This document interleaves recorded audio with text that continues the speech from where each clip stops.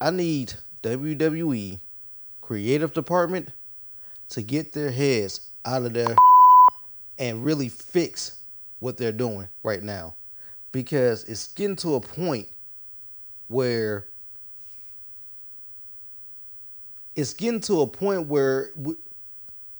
I don't even know what point it's getting to.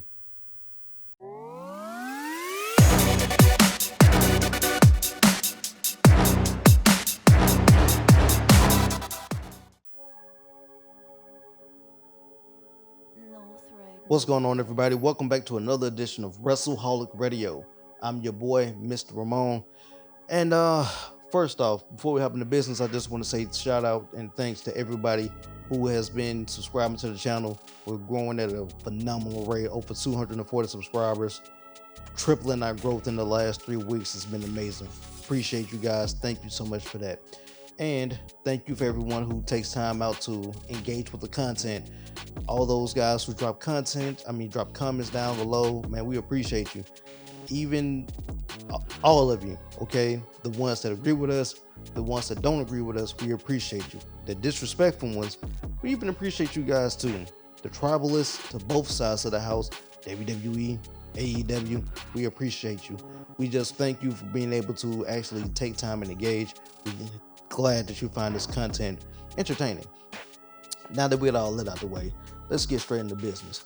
Man, WWE is really starting to piss me the off with a lot of the stupid stuff that we've been doing. Let's take a look at this past Smackdown. Okay, who is Cody Rhodes facing for the Undisputed Championship next? Who's his next challenger? Who's his next opponent? Don't worry if you didn't miss it. I mean, if you missed it, I'm pretty sure you didn't. But he's going to be facing off against Logan Paul. Yep, Logan Paul versus Cody Rhodes for the Why? And this is the problem that I'm having. His first challenger, we had a number one contenders tournament to determine who that person would be, right? The World Heavyweight Championship, we had a fatal four-way match to determine who the number one contender would be, right? But then you just mysteriously have Logan Paul come up out of nowhere and get a title shot for the Undisputed Championship, a title which he's already lost. Well, not lost, but he's already lost once around. Now, maybe that's a moot point, seeing as how Roman Reigns dusted off pretty much a good portion of the WWE locker room. However, my number one issue with this is, why is Logan Paul getting an opportunity at the WWE Undisputed Championship when he barely defends the WWE United States Championship? He's right, you know. Somebody please help me to understand that. Where in God's green earth does that make any logical sense?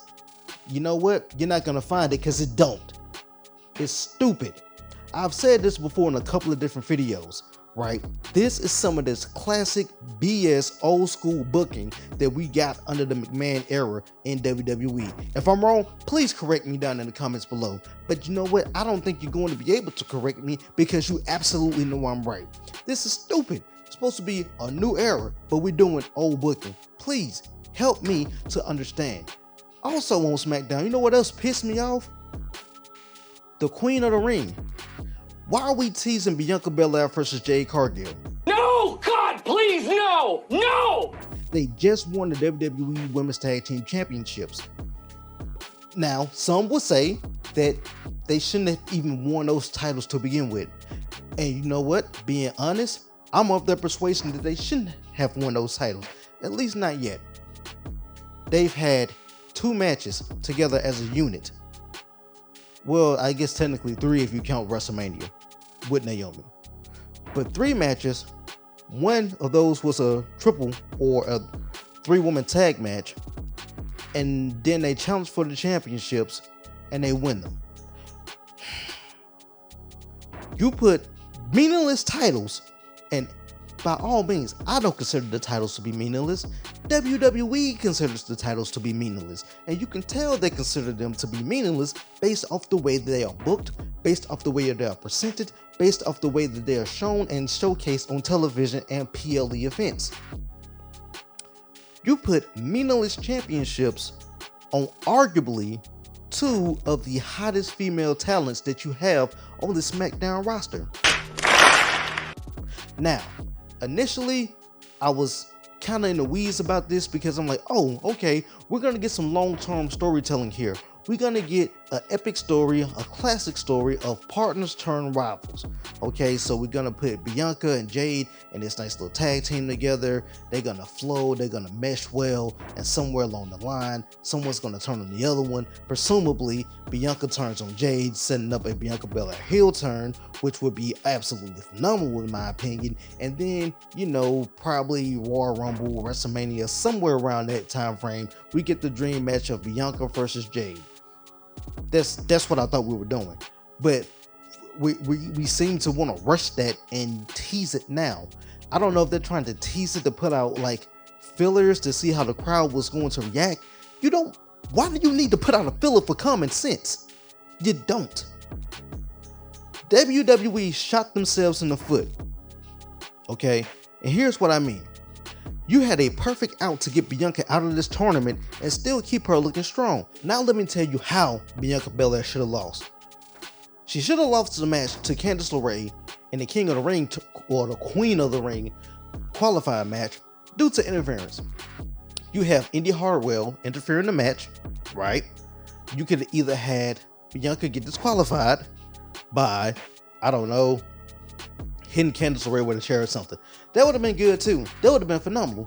Or you could have just had Indy interfere, cost Bianca the match, help Candice cheat to win, like they've typically been doing, and now thereby she were out. That gets Bianca Belair out of the tournament, so there's no teasing of her versus Jade, which we don't need right now. And that also sets up your tag team champions with a very first feud. Oh, against who? Candice LeRae and Indy Hartwell. But no, we dropped the ball. We didn't drop the ball. They dropped the ball. They missed the mark. This is what's worrying me with the booking. And the ultimate cream of the crop, icing on the cake, so to speak. How many people are going to get injured, quote unquote, and pulled out of this tournament? Since this tournament started, you had Drew McIntyre pulled out due to injury. You had Bobby Lashley pulled out due to injury. You had Selena Vega pulled out due to injury. Now, either there is a really, really bad injury bug flying through that WWE locker room, or WWE is trying to fix something on the fly and making it look really sloppy in the process. I had really low expectations for this Queen and King of the Ring tournament coming into this year. I did. I wasn't going to be one of the people to get my hopes up and get my expectations up to believe that WWE was getting ready to deliver us a classic like in times past. But what's going on now is even lowering, it's exceeding the low expectations which I already had, and I logically don't even know if that's possible to do. I really don't even know if it's possible to exceed low expectations by making them even lower. Like, this tournament has been a complete mess from start to end, almost as if it was just sloppily thrown together.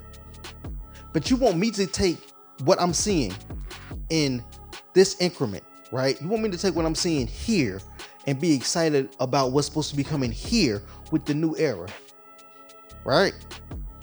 Man, miss me with that, man. That's some bull. Straight bull.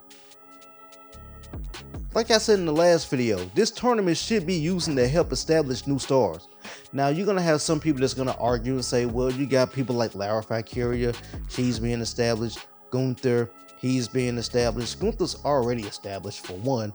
Lara Valkyria, in my honest opinion, she sucks.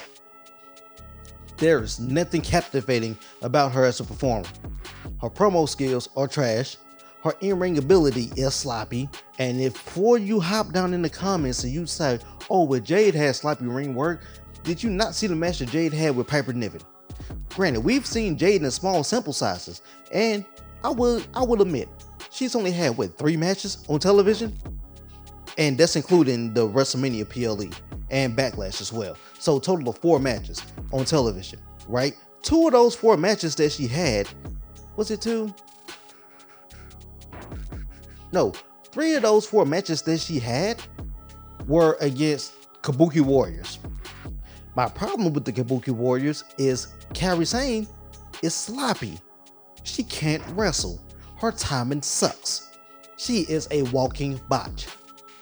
So we can't judge Jade's Cargill wrestling ability when she's in the ring with the botch machine Kairi Sane, the botcher of the sky.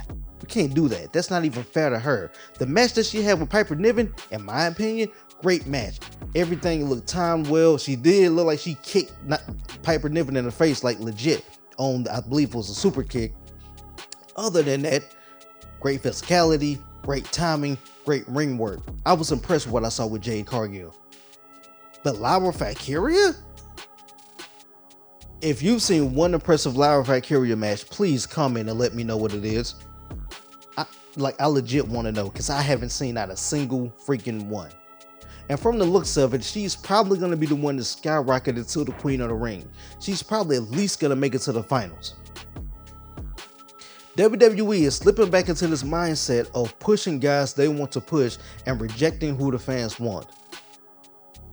I think Cody Rhodes is probably going to be the last person that WWE decided to put over based off fan reaction. If you want to count CM Punk, yeah, sure. He's probably going to go over Drew McIntyre. Unfortunately, which is stupid in my opinion, yet again. CM Punk has nothing left to offer as a professional wrestler, at least not in the ring, for talent. Beating CM Punk is supposed to be an accolade. He's not prime CM Punk. He's injury CM Punk. Putting the belt on CM Punk is even more of a mistake. I've said it once, I will say it again.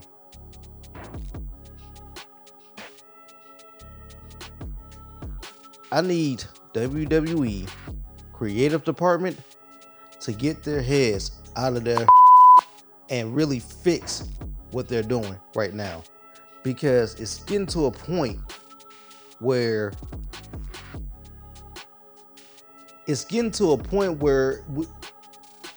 I don't even know what point it's getting to. It's almost creating a love-hate relationship.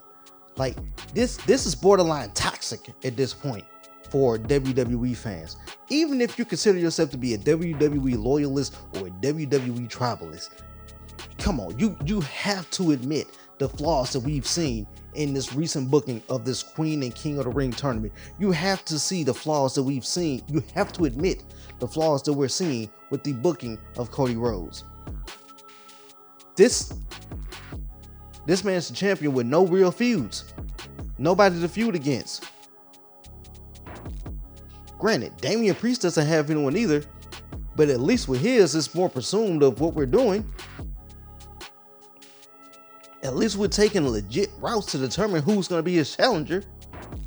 I think everybody knew that Drew McIntyre was going to eventually work his way back around to Damian Priest. That's not a shocker, okay? Look how he lost the belt to Damian. Duh, that's common sense.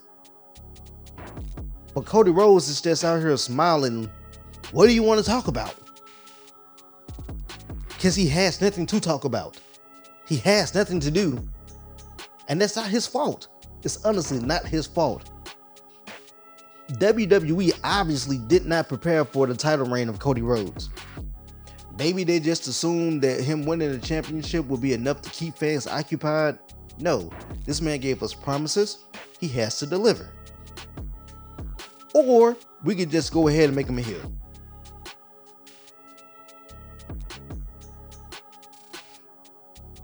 I don't know who's booking WWE right now. Like, I don't. But whoever it is doing a piss poor job. You're batting 1,000 in some areas, but then you're striking out in the same. Give me consistent booking. That's all I want, is consistent booking.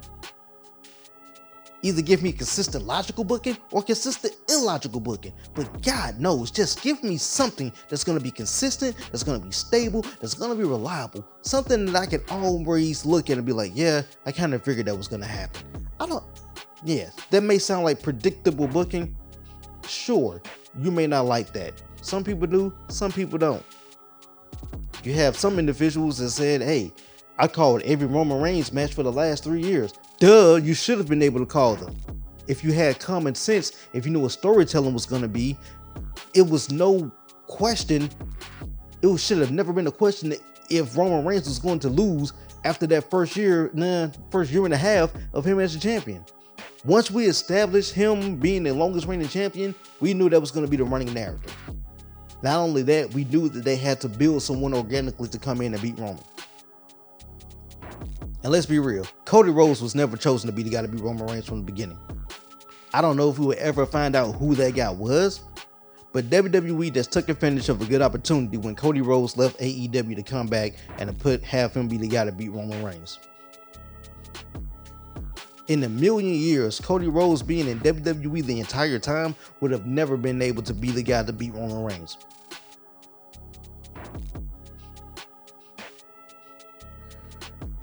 Either which way it goes, look, man, that's all I got. WWE's starting to piss me off. Yeah, you can say what you want to say about me as a creator. I know this ain't one of the typical videos that I've been putting out, but this is a video that I know for a fact that I cannot be the only one that feels this way. So please, if you share the same sentiments that I do, please let me know down in the comments that I'm not crazy, that I'm not cuckoo for Cocoa Puffs. And if you don't share the sentiments that I share, you can still hop down in the comments and let me know. Shayna Baszler beat See, we really just had Io Sky beat Shayna Baszler? Are you freaking kidding me? So the Raw finals for the Queen of the Ring tournament is going to be Io Sky versus Lyra Valkyria. Didn't I tell you?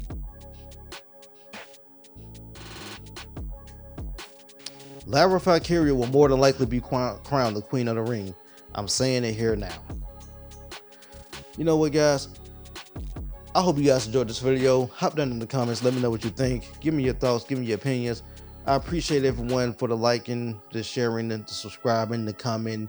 Hey, we're still doing a $100 giveaway. If you want to be entered for a chance to win $100, just hit that comment. Hit the subscribe button. And yeah, I'm over this. All right, guys. It's your boy, Rowdy Ramon. I'm out. Man, peace out, bro.